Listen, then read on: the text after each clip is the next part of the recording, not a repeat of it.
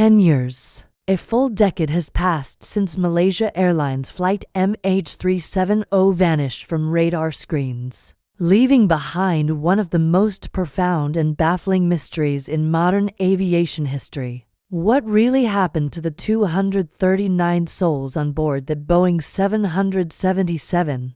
Today, we're going to dive deep into the timeline, the theories, and the enduring search for answers. It was March 8, 2014.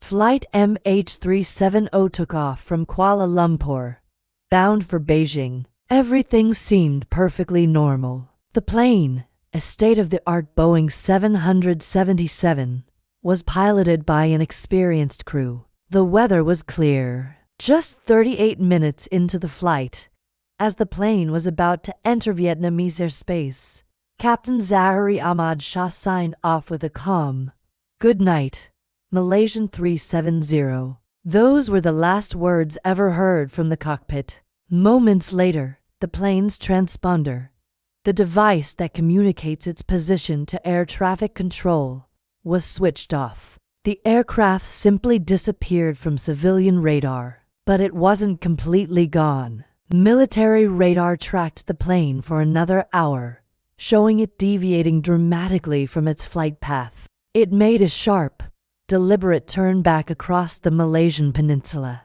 then headed northwest over the Strait of Malacca before vanishing from military radar range as well. This is where the mystery truly deepens. For nearly 7 more hours, the plane continued to fly. How do we know this? Through a series of automated satellite pings. The aircraft's satellite communications system sent hourly handshakes, or pings, to a satellite owned by the British company Inmarsat. These pings didn't contain location data, but by analyzing the time it took for the signals to travel, experts could determine the plane's distance from the satellite, creating vast arcs of possible locations. The final ping placed the aircraft somewhere along a massive arc stretching from Central Asia down to the desolate southern Indian Ocean. Based on the plane's fuel levels, investigators concluded it must have flown south until it ran out of fuel and crashed.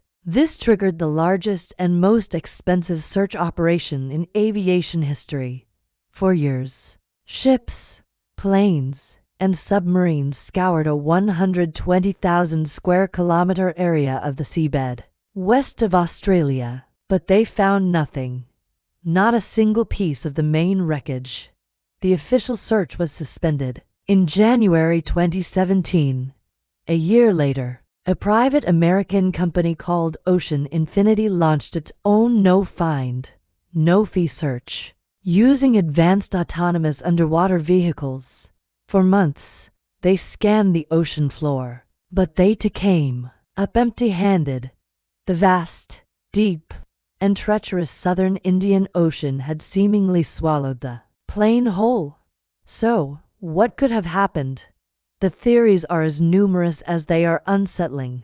The leading official theory is that it was an act of mass murder-suicide by one of the pilots, most likely the captain. Proponents of this theory point to evidence of a flight path, allegedly found on the captain's home flight simulator, that closely matched the plane's final route. However, his family and colleagues vehemently deny this, describing him as a dedicated professional and a stable family man. No motive has ever been established. Another possibility is a catastrophic event in the cockpit, perhaps a fire, or a sudden depressurization incapacitated the crew, leaving the plane to fly on autopilot until it ran out of fuel. This ghost flight scenario would explain the long, silent journey, but it doesn't quite explain the deliberate turn back and the disabling of the communication systems. Why would a crew dealing with a major emergency turn off the systems that could help them get rescued? It just doesn't add up. Then there's the hijacking theory. Could someone have taken control of the plane?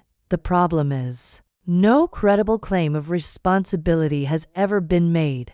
It's hard to imagine a hijacking where the perpetrators remained silent for a decade. Some have even suggested a cyber hijacking, where the plane's controls were taken over remotely. While technically complex, some experts believe it's not entirely outside the realm of possibility with modern aircraft. And of course, there are the more far-fetched theories, from being shot down accidentally during a military exercise to being secretly flown to a remote location like Diego Garcia, a U.S. military base in the Indian Ocean. These theories lack concrete evidence but persist due to the sheer lack of answers. What evidence do we actually have? While the main wreckage remains lost, more than 20 pieces of debris, confirmed or believed to be from MH370, have washed up on the shores of Africa and islands in the Indian Ocean. The first piece, a flaperon,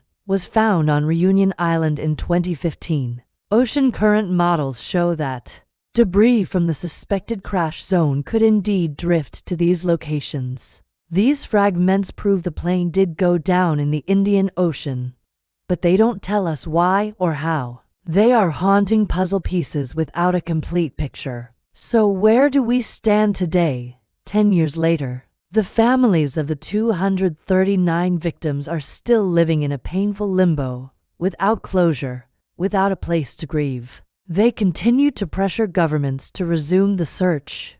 Recently, the Malaysian government has indicated it may support a new search proposed by Ocean Infinity, who believe they have refined the search area based on new analysis. They are more optimistic than ever that they can find the wreckage.